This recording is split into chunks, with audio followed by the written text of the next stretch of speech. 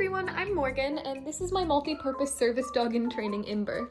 In today's video, we interviewed another student at my college. Her name is Catherine, and she has a Sheltie ESA named Poppy, who is a super sweet dog. Before the video begins, I just want to note that there is a little bit of collie fussing throughout the video, a little bit of whining.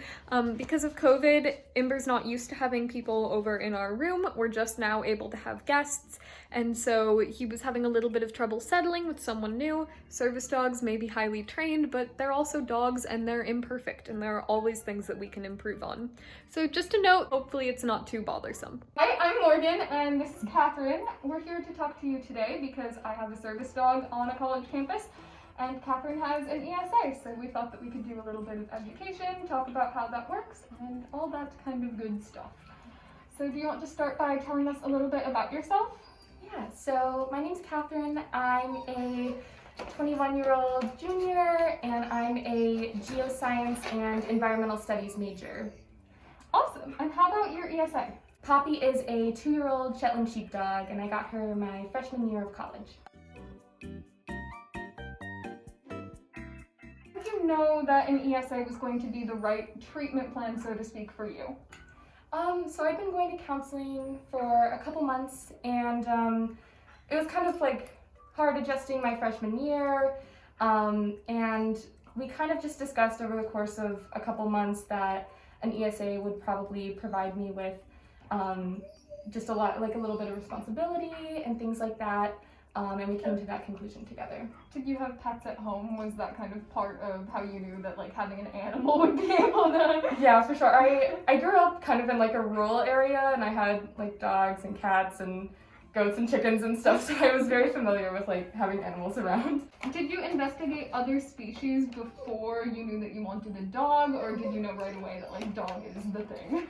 Well, I had thought about a cat because at the time it felt maybe a little more reasonable on a college campus.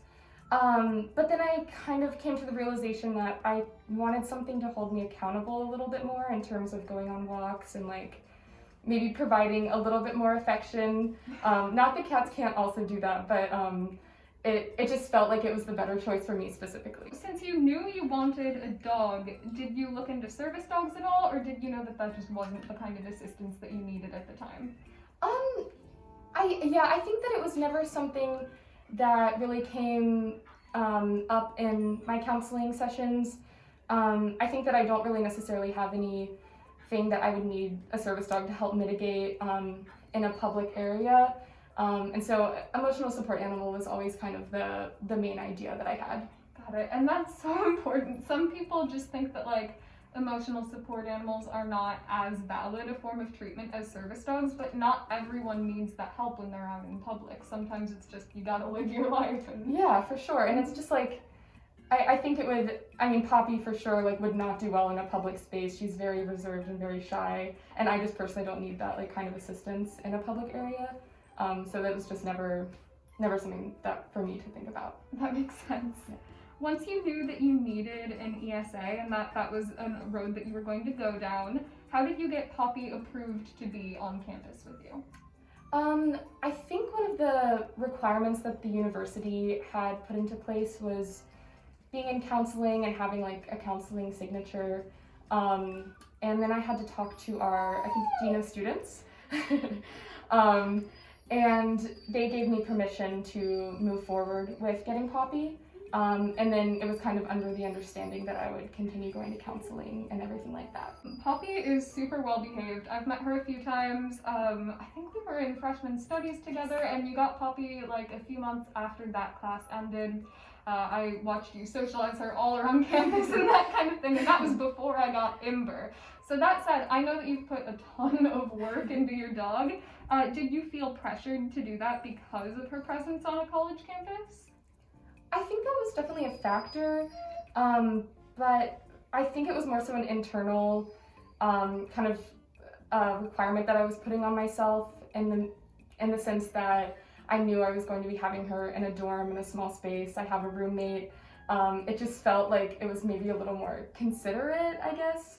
And I've always just kind of admired, I think I did take a little bit in terms of I would watch like service dog videos and service dog handling videos to really get an idea of how, because I mean service dogs are just very well behaved, so I just wanted Poppy to have that kind of behavior whenever I would take her around for walks, and just to make it a little bit easier on myself.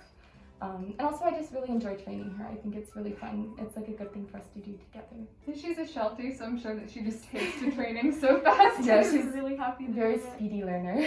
Some people are uneducated about emotional support animals, and they think that they can go all kinds of places like service dogs can, and they have the wrong ideas about service dogs versus emotional support animals.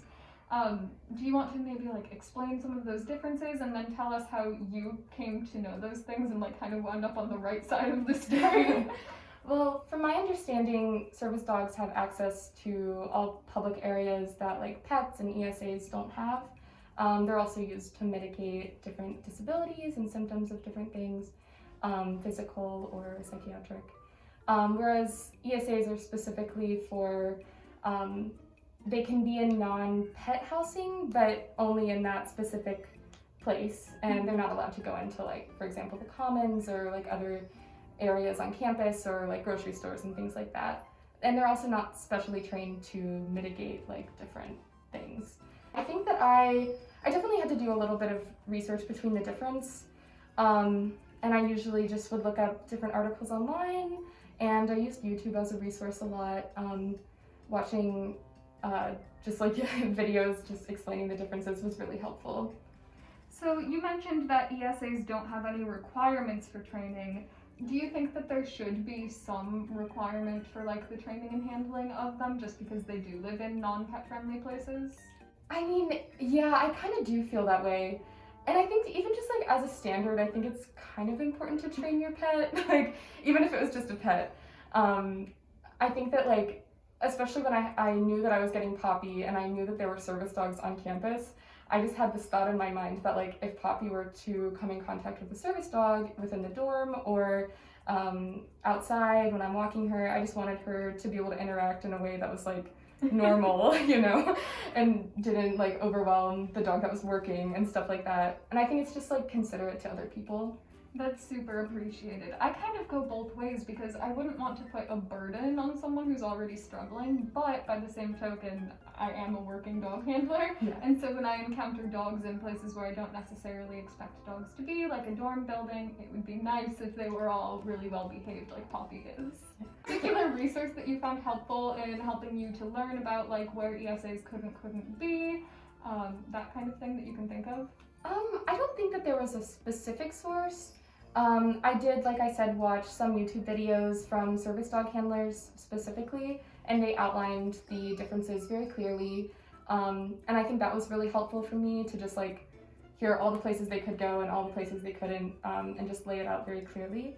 And then also just like online, I feel like I just found some random resources that were helpful. So you came down like the correct side of the tunnel, managed to avoid like the register your dog as an ESA to bring them everywhere. Yeah, I wasn't online searching for like ESA vests and things like that. Oh man. Okay, so why did you pick a Sheltie for your ESA in particular?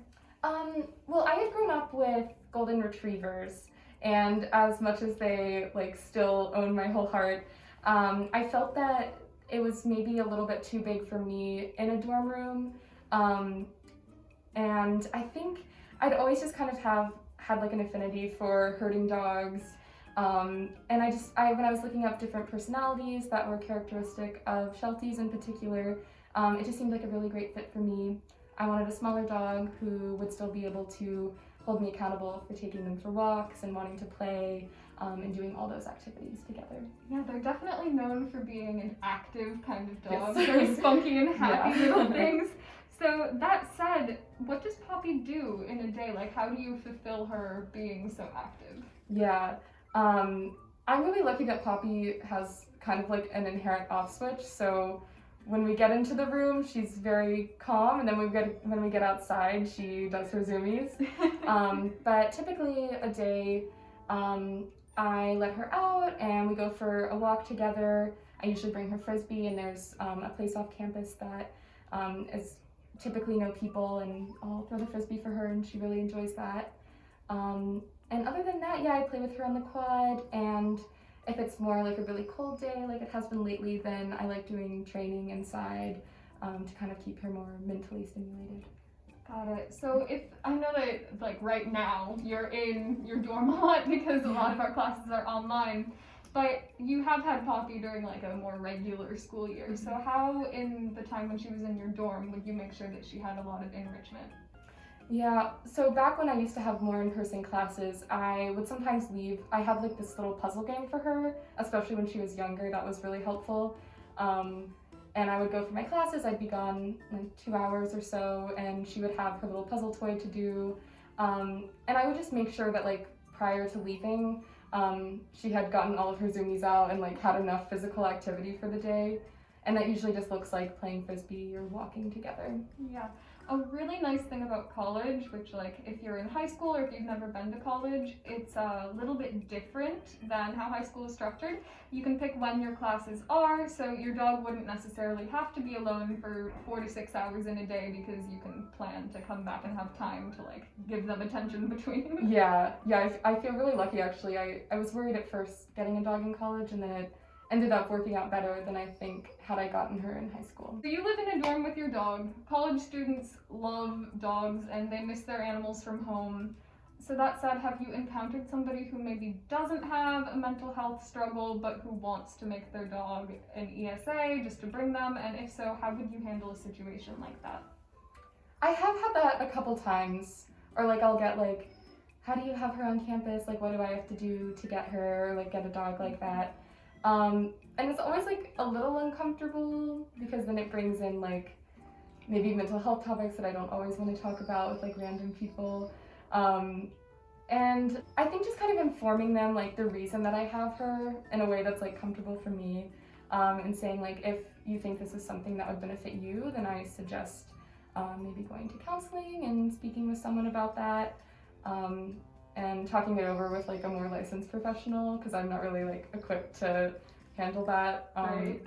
But yeah, for the most part, I'm just like I have her for a reason here, and things like that. I kind of wind up having to do something similar because it happens less so when you have a service dog because people understand that they are there for a reason. Yeah. But people will be like, oh, you're so lucky to have your dog. I wish I could have my dog here. And it always feels a little bit awkward because it's like, I have him here because I am disabled and I could not live a functional life without him. I imagine it's kind of a similar feeling where it's like, I am lucky to have my dog, but it's also not fun the reason why I have to. I think probably even like more so for you, being that like Ember could probably be considered medical equipment, whereas Poppy, it's like she's there for emotional support, which is still very valid. But yeah, I think the extent is probably a little different for sure. Yeah. I mean, both are certainly important, but the moral of the story is like, if you see someone with a dog on campus, probably realize that it's not there purely for fun reasons and just be a little bit sensitive to that. So that said, do you feel that people with improperly used ESAs or improperly acquired ESAs have impacted you in any way? I think that I haven't really come across that at our school specifically, but I mean I have heard stories before, and sometimes like dogs can be aggressive, and that's really scary, especially because Poppy is quite reserved, and I know she probably wouldn't stick up for herself. And so I haven't had like any major instances like that. Again, I would imagine that like that would be a case like where service dogs would be more like directly impacted. Just being that you take Ember more places. But I haven't been directly impacted by that. You did tell me a story though, which was the ACAA just changed this year and you had to fly just after that happened. Yeah. So what was that like? Pretty anxiety inducing, to be completely honest. And it was also my first time flying with Poppy. So I was able to go home over winter break and it was no big deal, but I heard about the change in laws. And I knew that I was flying literally the day after they would go into action. And I had to do it because the drive is like 18 hours from where I'm from. And they didn't give me any sort of issue. I had all of her proper paperwork to fly. And luckily it wasn't a big deal, but it was pretty anxiety inducing. I had to call a couple times to make sure it would be okay. And it's a little frustrating because like Poppy's pretty well behaved on the plane and stuff, and I have seen dogs that will like bark or like run around before. So I don't know, it seems a little unfair sometimes, but I guess I understand where they're coming from with the rise in fake ESAs and stuff like that, so. Yeah, and that's kind of why I brought it up, because it may be easy to think that like fake ESAs haven't impacted you, but I would say that that's a situation where they definitely did. They wouldn't have changed the laws if every emotional support animal dog that was on a plane was as well behaved as Poppy or was like legitimately sourced. Yeah, and it definitely makes you think like, I don't know, like how am I going to travel in the future now when I'm with Poppy? Because she comes with me home, otherwise I'd be gone for 2 months, you know. So I don't know, I'm curious how that will pan out in the future, but I guess in the meantime, I don't have to go anywhere soon, so that's luckily.